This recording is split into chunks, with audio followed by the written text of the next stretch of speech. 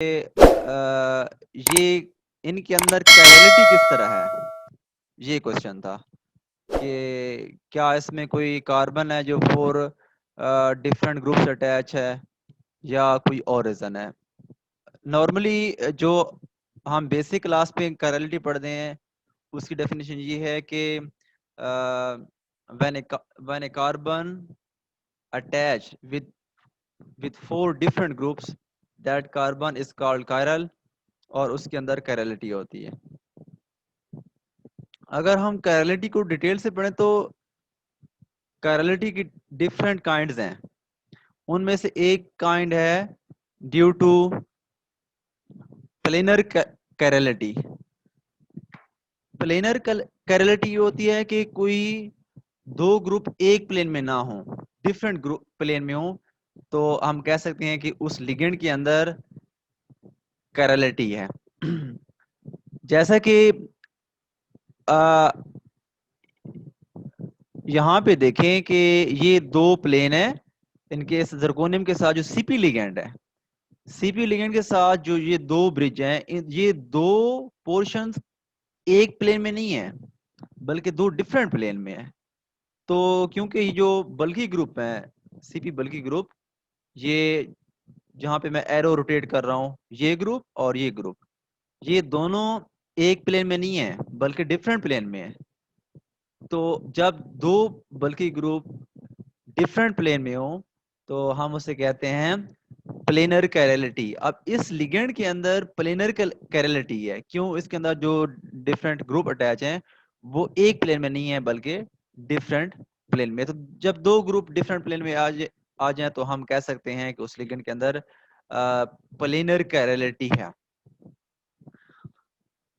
अच्छा, उसके बाद आई थिंक अगर आप इस कार्बन को चेक करें जहां पे ये एरो में रोटेट कर रहा हूं, आई थिंक ये कार्बन भी कायरल है क्योंकि इसके जो है वो 4 डिफरेंट एनवायरनमेंट है। तो आप जरा इसको चेक कीजिएगा कि ये कार्बन जो है ये कायरल है कि नहीं है। बहरहाल ये कार्बन कायरल हो या ना हो, लेकिन ये जो दो ग्रुप्स लगे हुए हैं बल्कि ग्रुप सीपी ग्रुप्स, ये डिफरेंट प्लेन में है, इसलिए इसमें कायरल, इसमें प्लेनर कैरेलिटी है।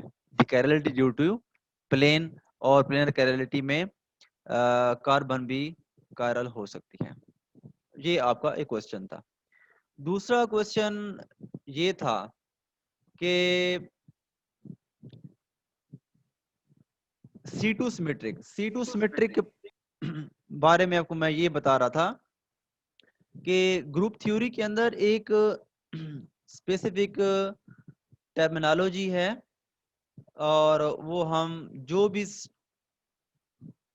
कंपाउंड जिसके अंदर स्टीरियो सेंटर होता है तो उसको हम एक्सप्लेन करते हैं। C2 सिमेट्री का मतलब ये है कि अगर हम किसी कंपाउंड्स को 180 पे रोटेट करें और 180 पे रोटेट करने के बाद उसकी कॉन्फ़िगरेशन ऐसे हो जैसे पहले वाली है, तो हम कह सकते हैं उसके अंदर C2 सिमेट्री है, उसकी कॉन्फ़िगरेशन C2 सिमेट्रिक है। अनसा मेटल क्यों कहते हैं कि अनसा लैटिन वर्ड मीन हैंडल, लेकिन इट मीन जो जिरकोनियम के साथ हैवी ऑर्गेनिक ग्रुप लिंक हैं वो एक काइंड ऑफ ब्रिज बना रहे हैं। देखें ये आपको ब्रिज नजर आ रही होगी, ये वाली ब्रिज, ये दोनों कंपाउंड जो है आपस में एक ब्रिज से लिंकेज है। तो ये जो कम्प्लेक्सेस हैं ऑर्गेनो मेटालिक कम्प्लेक्स, इसके अंदर ब्रिज बन रही है, इसलिए हम कहते हैं इसको एंसा मेटालोसिन। अच्छा, हम ग्रुप 5 और अदर मेटल कैटलिस्ट, मैंने आपको पिछली क्लास में बताया था कि नॉर्मली जब हम टेक्टिसिटी ऑफ पोलीमराइजेशन में ग्रुप फोर के ट्रांजिशन एलिमेंट यूज करते हैं। ग्रुप 4 के ट्रांजिशन एलिमेंट कौन कौन से हैं?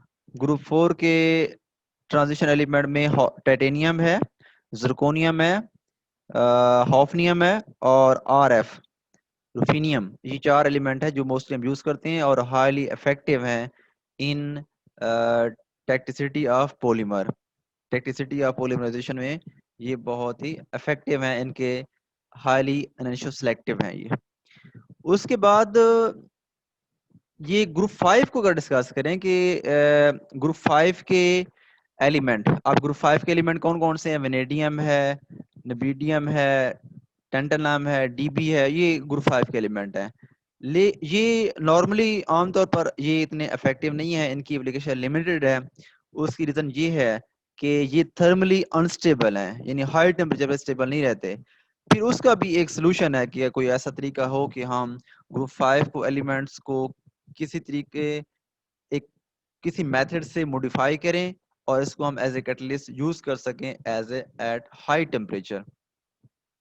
तो अगर हम थिंकिंग करें, हम जब भी कोई नया लिगेंड डिजाइन करते हैं वो हम इस बेस पे डिजाइन करते हैं कि उसमें ऑर्गेनिक केमिस्ट्री के जो रूल हैं या जनरल केमिस्ट्री के रूल को फॉलो करना पड़ता है। Basic organic chemistry, inorganic chemistry की बेस पे या जो बाकी केमिस्ट्री है उनकी केमिस्ट्री के रूल पे, कंसेप्ट की बेस पे हमने लिगेंड डिजाइन करना होता है। अगर हम ऑर्गेनिक केमिस्ट्री या किसी भी बेसिक केमिस्ट्री के रूल से हट के कोई लिगेंड डिजाइन करेंगे तो उसके रिजल्ट फ्रूटफुल नहीं होंगे, बल्कि उसके रिजल्ट में कोई ना कोई फॉल्ट होगा। तो अगर हम केयरफुली लिगेंड डिजाइन करें और अब देखें कि यहाँ पे वेनेडियम है और वेनेडियम के साथ जो है ये नाइट्रोजन हमने अटैच कर दिया है, नाइट्रोजन ग्रुप एटम है। अब वेनेडियम के ग्रुप 5 से बिलोंग करता है। अब नाइट्रोजन क्या है? इलेक्ट्रॉन डोनेटिंग ग्रुप है, इलेक्ट्रॉन डोनेट करता है वेनेडियम को। तो इलेक्ट्रॉन डोनेट करेगा मेटल को, मेटल स्टेबल बन जाएगा। जैसे ही मेटल स्टेबल बन जाएगा तो ओवर और कैटलिस्ट स्टेबल बन जाएगा। इसको हम हाई टेम्परेचर पे किसी भी कैटालिसिस में हम इसको यूज कर सकते हैं। ग्रुप 5 की कैटलिस्ट जैसे कि 30 नंबर कैटलिस्ट है, इसके साथ हम को कैटलिस्ट भी इस्तेमाल करते हैं, जैसा कि एर्गेनो एल्यूमिनो क्लोराइड। ये एक को कैटलिस्ट है और इस कैटलिस्ट को हम दोनों को, कैटलिस्ट 30 को और को कैटलिस्ट को हम यूज करते हैं for the ethene polymerisation. Ethene polymerisation में हम इसको यूज करते हैं। इनके अलावा ग्रुप 4 और 5 के अलावा कुछ और मेटल कम्प्लेक्सेस हैं जो हम टेक्टिसिटी या पॉलीमर में यूज कर सकते हैं। जैसा कि प्लेडियम और निकल है, प्लेडियम निकल के कैटलिस्ट यूज करें तो ये भी बहुत इफेक्टिव है एटम है। इनके साथ भी अगर हम ऐसा लिगेंड अटैच करें कि जिसके साथ नाइट्रोजन हो, नाइट्रोजन इलेक्ट्रॉन डोनेटिंग ग्रुप होता है, इलेक्ट्रॉन डोनेटिंग ग्रुप प्लेटिनम हो, पीडी और निकल हो, इन दोनों को स्टेबल करेगा और फाइनली ओवरऑल कैटलिस्ट स्टेबल हो जाएगा। क्योंकि जब इलेक्ट्रॉन नाइट्रोजन से आ रहे होते हैं तो वो मेटल को जाते हैं, मेटल इलेक्ट्रॉन जाते हैं, उसके पास इलेक्ट्रॉन डेफिशिएंसी होती है। तो जब नाइट्रोजन से इलेक्ट्रॉन मेटल को आते हैं तो मेटल स्टेबल बन जाता है, तो ओवरऑल कैटलिस्ट की स्टेबिलिटी बढ़ जाती है। With respect to what? With respect to thermal, यानी कि हाई टेम्परेचर पे अगर हम कोई रिएक्शन कर रहे हैं तो उसमें कैटलिस्ट स्टेबल रहेगा और अपना उसमें आगे रिएक्शन प्रोसीड हो सकता है। तो इस जब आप प्लेटिनम, पीडी और निकल को कम्प्लेक्स यूज करते हैं फॉर कैटालिसिस तो उससे हम हाई मॉलिक्यूलर वेट पॉलीमर बना सकते हैं। यानी ऐसे पॉलीमर हम इन कैटलिस्ट से तैयार कर सकते हैं जिन पॉलीमर का वेट हाई होता है, बहुत ज़्यादा होता है। इसके अलावा एक एनडी मेटल, निबोडियम, निबोडियम एक मेटल है एनडी। तो उससे हम एक स्पेशल पोलीमराइजेशन का रिएक्शन करवाते हैं, वो है 1,3 ब्यूटाडाइन पोलीमराइजेशन और पोलीमराइजेशन ऑफ 1,3 ब्यूटाडाइन। अब 1,3 ब्यूटाडाइन क्या है? एक मोनोमर है। इससे हम जो पॉलीमर बनाते हैं तो वो 1,3 ब्यूटाडाइन के मोनोमर का होगा। जनरली हम कहते हैं पोलीमराइजेशन ऑफ 1,3 ब्यूटाडाइन। तो इस किस्म का अगर पॉलीमर बनाना है तो हम एनडी निबोडियम मेटल को यूज करेंगे उस कैटलिस्ट के अंदर। अच्छा, उसके बाद तो टीथर्ड, टैक्टिक्स की इम्पोर्टेंट है या मेटल की? टीथर्ड कैटलिस्ट, टीथर्ड कैटलिस्ट में टीथर्ड कहते हैं स्पोर्ट को, कि जब हम किसी टीथर TETHER, ये वर्ब है। उसका मतलब ये होता है कि एक ऐसा अमल, ऐसा काम कि हम किसी भी चीज को एक चीज के साथ फिक्स करें, उसको हम टीथर कहते हैं। फर्ज करेंगे एक एनिमल है, उसको मैं एक रस्सी से बांध के और रस्सी का एक सिरा मैं दरख्त के साथ बांध देता हूं, तो इस अमल को भी टीथर कहेंगे। आप इस एग्जांपल को समझिएगा कि हम इस प्रोसेस में एक कैटलिस्ट के एक पोर्शंस को हम किसी स्पोर्ट के साथ बांध देते हैं। आप समझिए कि कैटलिस्ट एक एनिमल है और उसको हमने किसी चीज के साथ बांध देना है, टीथर कर देना है उसको। तो यहाँ पे देखें एक रिएक्शन है और इसमें ये विल्किंसन कैटलिस्ट है, और विल्किंसन कैटलिस्ट में हमने एक पोर्शन, एक कॉर्नर को हमने एक टीथर कर दी है, अटैच कर दिया है, फिक्स कर दिया है with the help of silicon. Silicon यहाँ पे सपोर्ट है जो कि इस कैटलिस्ट को साथ हमने लिंक कर दिया है। अच्छा, अब इसका एडवांटेज क्या है कि किसी भी कैटलिस्ट के एक कॉर्नर को आप किसी सपोर्ट के साथ अगर आप इसको बांध देते हैं, लिंक कर देते हैं, तो उसका क्या फायदा होगा? उसका फायदा ये होगा कि जब आपका रिएक्शन खत्म होता है, तो खत्म होने के बाद हम उसको इजीली, कैटलिस्ट को इजीली रीजनरेट कर सकते हैं। कैटलिस्ट को हम आसानी से अलग कर सकते हैं। अगर आप सपोर्ट यूज नहीं करते तो उस कैटलिस्ट को रिएक्शन खत्म होने के बाद हम आसानी से अलग नहीं कर सकते। अब ये सिलिका, जहां पे आपको ये लाइन नजर आ रही है, ये सिलिकॉन है, और यहाँ पे जो जिगजैग लाइन नजर आ रही है, बेसिकली यहाँ पे कुछ हम फंक्शनल ग्रुप अटैच करते हैं। हम different kinds of functional group attach कर सकते हैं। कौन कौन से फंक्शनल ग्रुप अटैच कर सकते हैं? जहाँ पे जिगजैग लाइन नजर आ रही है, मैं दोबारा आपको शो करता हूँ कि ये सिलिकॉन है, और जहाँ पे ये जिगजैग लाइन नजर आ रही है, चाहे वो ऊपर है या नीचे है, तो इसमें हम special kind of group attach कर सकते हैं। फर्ज करें कि एक ग्रुप है विनाइल, फिनाइल, आइडो, हाइड्रोक्सी, सयानो, इस किस्म के और भी ग्रुप हैं, आप किताब से देख लीजिएगा, तो वो भी हम इसमें ऐड कर सकते हैं इस पोजीशंस पे। अच्छा, अब क्या क्वेश्चन है, क्या सिलिकॉन के अलावा कोई और सपोर्ट हम यूज कर सकते हैं कि नहीं कर सकते? यहाँ पे सिलिकॉन सपोर्ट यूज किया है, तो कोई और सपोर्ट है कि उसको हम लिंक करें कैटलिस्ट के साथ? आंसर है यस। तो कौन कौन सी वो सपोर्ट है जो हम सिलिकॉन के अलावा हम यूज कर सकते हैं? उसमें एक है पॉलीस्टारीन, एक काइंड ऑफ पॉलीमर है, पॉलीइथीन और पॉलीप्रोपाइलीन। ये डिफरेंट काइंड्स ऑफ पॉलीमर है जिसको हम एज ए सपोर्ट यूज कर सकते हैं विद कैटलिस्ट। जैसे रिएक्शन एंड होगा तो उस कैटलिस्ट को हम आसानी से रीजनरेट कर सकते हैं।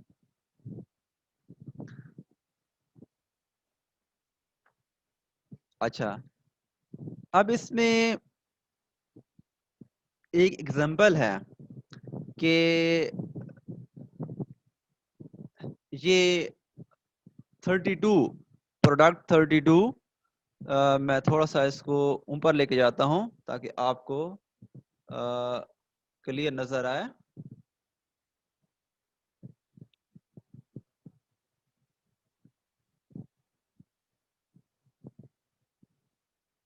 ये प्रोडक्ट 32 जो है, 32 प्रोडक्ट को ये एक कैटलिस्ट है, सॉरी एक प्रोडक्ट है, और इसको हम किस मेथड से बनाते हैं? इस मेथड से हम जब बनाते हैं तो इसमें हम जो कैटलिस्ट होता है उसको हम मिक्स करते हैं आयरन ऑक्साइड के साथ। अब आयरन ऑक्साइड क्या है? एक स्पोर्ट है, और ये आयरन ऑक्साइड सुपर पैरामैग्नेटिक है। सुपर पैरामैग्नेटिक ये है कि इसके अंदर मैग्नेटिक प्रॉपर्टी है। जैसे ही रिएक्शन एंड होता है, फिर क्या होता है कि ये मैग्नेट की वजह से हम उस कैटलिस्ट को हम अलग कर सकते हैं। दोबारा सुन लें, कि ये जब हम प्रोडक्ट बनाते हैं, प्रोडक्ट 32, इसके बनाने में जो हम कैटलिस्ट यूज करते हैं, ये कैटलिस्ट नहीं है, ये प्रोडक्ट है। ये प्रोडक्ट बनाने के लिए हम एक special kind of catalyst use करते हैं, और उस कैटलिस्ट के साथ हम super paramagnetic iron oxide as a support use करते हैं। तो वो आयरन ऑक्साइड उस कैटलिस्ट से लिंक हो जाता है। जैसे रिएक्शन खत्म होता है तो वो मैग्नेटिक प्रॉपर्टी होती है लिगेंड्स की भी, और आयरन ऑक्साइड के अंदर मैग्नेटिक प्रॉपर्टी है, तो वो उस कैटलिस्ट को अलग करना आसान होता है, और ये प्रोडक्ट 32 हम बना सकते हैं। ये 32 प्रोडक्ट हाईली एफिशिएंट है इन एनर्जी सेलेक्टिविटी, जिससे हम एनर्जी सेलेक्टिविटी क्रिएशन करवा सकते हैं। एनर्जी सेलेक्टिविटी मींस कि हम आर हासिल करना चाहते हैं या एस हासिल करना चाहते हैं, तो उन दोनों में से एक कन्फर्मेशन को हम हाई परसेंटेज से हासिल कर सकते हैं। फर्ज करें कि हमें आर रिक्वायर्ड है, तो हम आर प्रोडक्ट रिक्वायर्ड है, तो हम 90% और अबव 90% हम वो प्रोडक्ट इस लिगेंड से हासिल कर सकते हैं। इस कंपाउंड्स को फर्दर यूटिलाइज हम करके और रिएक्शन करवा सकते हैं।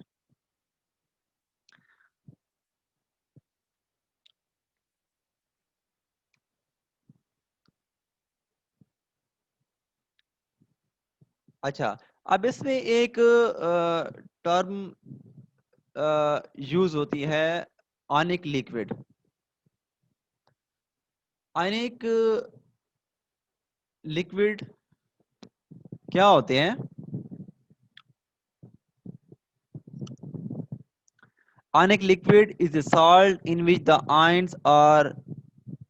अच्छा, आयनिक लिक्विड क्या है? एक सॉल्ट है। इनका जब इसको हम किसी सॉल्वेंट में डिजॉल्व करते हैं, तो सॉल्वेंट में डिजॉल्व होने के बाद ये लिक्विड में कन्वर्ट हो जाता है, और इवन के वो रूम टेम्परेचर पे भी अगर हम उसको सॉल्वेंट में हम ऐड करें तो ये सॉल्ट लिक्विड में कन्वर्ट हो जाता है, इसलिए इसको हम कहते हैं आयनिक लिक्विड। आयनिक लिक्विड बेसिकली सॉल्ट है। आपको स्क्रीन पे नजर आ रहा होगा, ये जो ब्राउनिश कलर कंपाउंड है, ये आयनिक लिक्विड है। और इसको जब हम किसी एक काइंड ऑफ सॉल्ट है, और जब भी हम इसको किसी उसमें ऐड करते हैं सॉल्वेंट में, तो वो डिजॉल्व हो जाता है और लिक्विड कन्वर्ट हो जाता है, इसलिए उसको हम आयनिक लिक्विड कह रहे हैं। अच्छा, आयनिक लिक्विड कैसे बनता है? इसमें एक कैटायन होता है। कैटायन ये नजर आ रहा है आपको, cation methyl imidazolium, methyl imidazolium and pyridinium ion है। तो ये एक पोर्शन है, और ये एज ए कैटायन होता है, और BF4 जो है वो क्या आता है? एनाइन होता है। तो इन दोनों से मिलने से एक साल्ट बनता है, और ये साल्ट को हम कहते हैं आयनिक लिक्विड। दोबारा मैं रिपीट कर रहा हूँ कि इसको हम आयनिक लिक्विड इसलिए कहते हैं कि साल्ट को जब हम किसी सॉल्वेंट में ऐड करते हैं तो लिक्विड में कन्वर्ट हो जाता है, तो इसलिए इसको हम कहते हैं आयनिक लिक्विड। इसमें जो ई है, E stand for ethyl, M stand for methyl, और IM for imidazolium. Imidazolium इसका एब्रीवेशन है। अच्छा,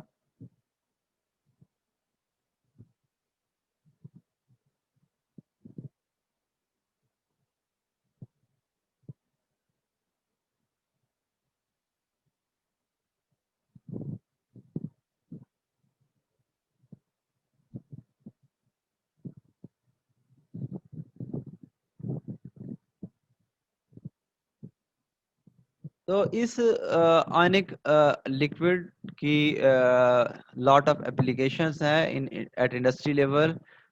स्पेशल पॉलीमर की फील्ड में इसकी बहुत एप्लीकेशन है, और इसे हम बहुत से different kind of reaction perform करते हैं। डिफरेंट काइंड्स ऑफ रिएक्शंस में हम इसको यूज करते हैं। अच्छा, उसके बाद है बाइफेसिक सिस्टम। बाइफेसिक सिस्टम क्या है कि बाइफेसिक सिस्टम में कि दो फेज होंगे इसके अंदर। Bi mean two, phasic mean system. Biphasic system offer another way of combining the selectivity of homogeneous catalyst with the ease of separation of heterogeneous catalyst। के हम इसमें हम homogeneous catalyst यूज कर सकते हैं, और उसमें अगर आप heterogeneous catalyst मिक्स भी करते हैं, जिसे हम कहते हैं heterogeneous homogeneous catalyst, तो उस catalyst को हम आसानी से अलग कर सकते हैं, कैटलिस्ट को आसानी से अलग कर सकते हैं। मैं आपको थोड़ी सी एग्जांपल देता हूँ। फर्ज करें कि हमारे पास दो फेज हैं। एक हमारे पास जो है वो ऑर्गेनिक फेज है, और दूसरा हमारे पास क्या है, वो इनऑर्गेनिक फेज है। आपने रेक्टेंट भी ऐड कर दिए हैं।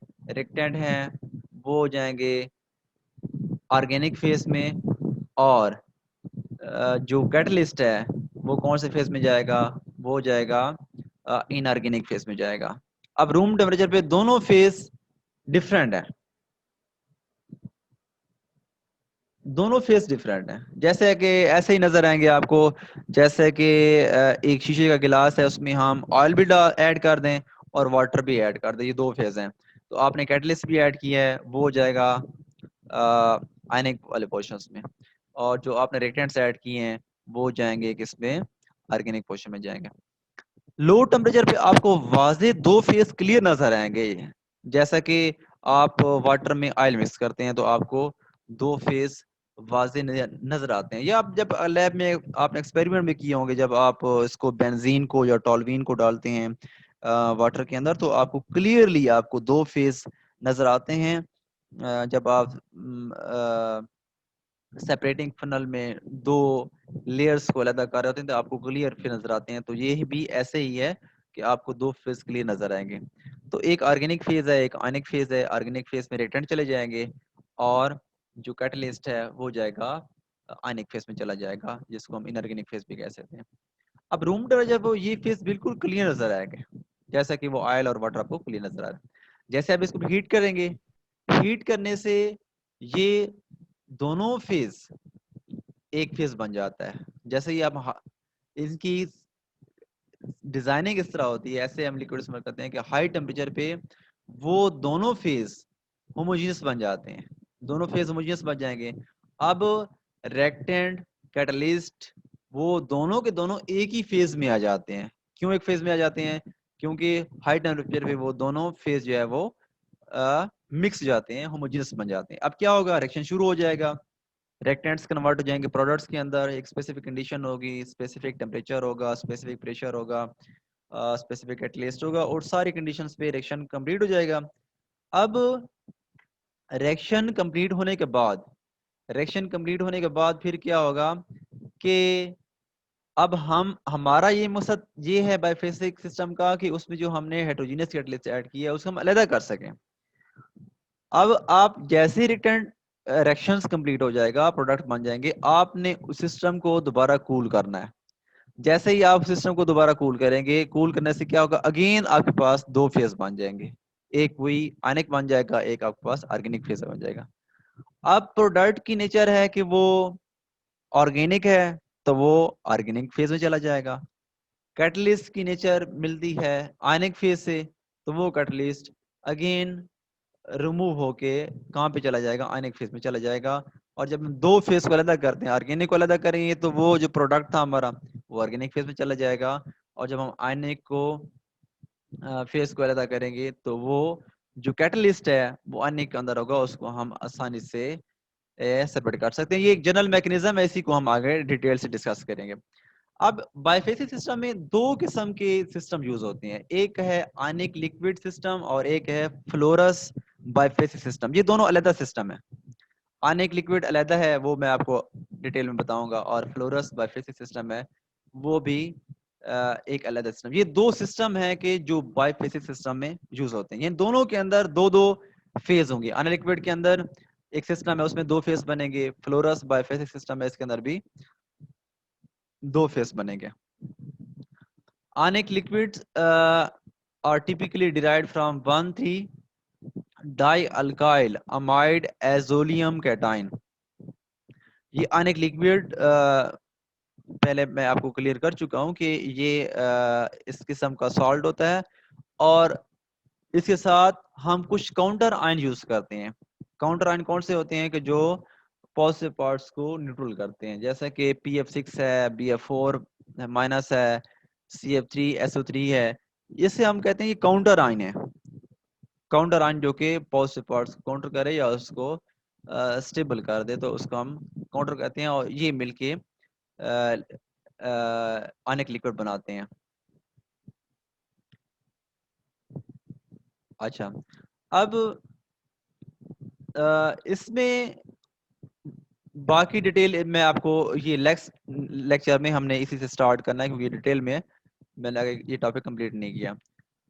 तो इसमें एक है सिलेक्टिविटी ऑफ होमोजेनियस कैटलिस्ट। तो सिलेक्टिविटी में मैं आपको दोबारा एक्सप्लेन कर रहा हूँ कि सिलेक्टिविटी रिएक्शन ये मेडिकल फील्ड में बहुत इंपॉर्टेंट है। मे बी आपको अभी इसकी इंपॉर्टेंस क्लियर ना हो, लेकिन मेडिकल फील्ड में बहुत इंपॉर्टेंस है। मेडिकल फील्ड में जो ड्रग इस्तेमाल होती हैं, अगर एक ड्रग है और वो दो कन्फिग्रेशन में R और S में है, तो उन दोनों में से एक यूजफुल होता है, एक हार्मफुल होता है। अगर आप मेडिसिन बनाते हैं और दो एनेंटियोमर्स को आपने अलग नहीं किया, दोनों को एक साथ मिक्स कर दिया, ये दोनों सिमिलर होते हैं, उनकी अपीयरेंस भी आपको सिमिलर नजर आएगी, कलर भी जैसा होगा और फिजिकल स्टेट भी आपको जैसे नजर आएगी, लेकिन उसकी जो कॉन्फ़िगरेशन है वो डिफरेंट होगी। कॉन्फ़िगरेशन मीन उसकी जो आर जब मेडिसिन हम यूज करते हैं किसी ह्यूमन बॉडी में, तो उसका रिएक्शन और होगा, और जो एस एनेंटियोमर होता है उसका रिएक्शन और होगा। तो फर्ज करें कि आपने अगर दोनों एनेंटियोमर्स को सेपरेट नहीं किया और उसकी मेडिसिन बना दी और टेबलेट्स बना दी, और टेबलेट्स जब हम खाते हैं बीमारी के लिए, तो उससे क्या होता है, डेथ हो सकती है, रिवर्स रिएक्शन हो जाएगा। यानी जो एक मेडिसिन है टारगेट पे काम करना होता है, जर्म्स को किल करना होता है, तो वो रिवर्स रिएक्शन क्या होता है कि वो ह्यूमन बॉडी के ब्लड में पॉइजनस क्रिएट कर देती है और जिससे ह्यूमन डेथ हो सकती है। इसलिए मेडिकल फील्ड में ये एनेंशियल सेलेक्टिविटी यानी कि दो एनेंटियोमर्स को अलग करना हाईली इंपॉर्टेंट है।